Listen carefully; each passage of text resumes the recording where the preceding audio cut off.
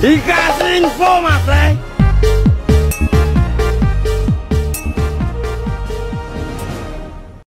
Kejaksaan Agung menetapkan 4 tersangka kasus pemberian fasilitas ekspor minyak sawit mentah yang memicu kelangkaan minyak goreng di pasaran. Keempat tersangka terdiri atas 1 pejabat pemerintah dan 3 lainnya adalah bos produsen minyak goreng.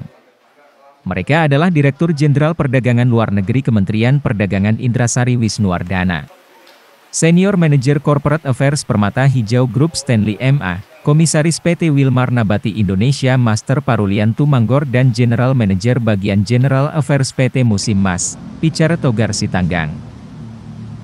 Terhadap keempat tersangka tersebut langsung dilakukan upaya penahanan selama 20 hari ke depan, kata Jaksa Agung ST Burhanuddin, Selasa, 19 April 2022. Burhanuddin lalu menjelaskan pola korupsi yang diduga dilakukan oleh keempat tersangka tersebut. Ia menyebutkan bahwa telah terjadi pemufakatan jahat antara pemohon dan pemberi izin untuk menerbitkan persetujuan ekspor CPO. Padahal, kata Burhanuddin, permohonan persetujuan ekspor itu seharusnya ditolak karena perusahaan-perusahaan itu tidak memenuhi syarat sebagai eksportir, antara lain mendistribusikan CPO yang tidak sesuai dengan harga penjualan dalam negeri. Kasus ini berawal ketika Kejaksaan Agung menyelidiki kasus dugaan tindak pidana korupsi minyak goreng, yang akhirnya menyebabkan kelangkaan hingga kerugian perekonomian negara.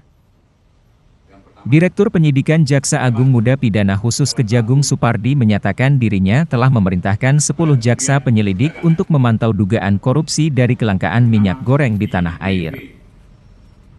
Pemantauan itu, kata Supardi, dilakukan jauh sebelum Masyarakat Anti Korupsi Indonesia, MAKI, melaporkan perkara dugaan tindak pidana korupsi minyak goreng ke Kejagung.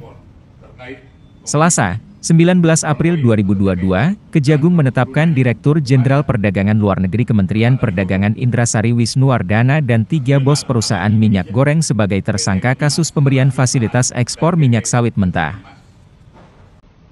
Akibat perbuatan para tersangka, Kejagung menduga kerugian perekonomian negara timbul.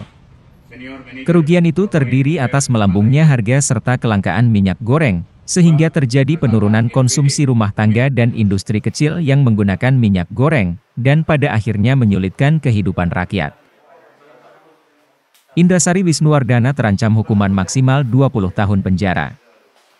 Sesuai Pasal 2 atau Pasal 3 Undang-Undang Tipikor, kata Dirdik Jampitsus Supardi kepada wartawan, Selasa, 19 April 2022. Dikasih info mas Le.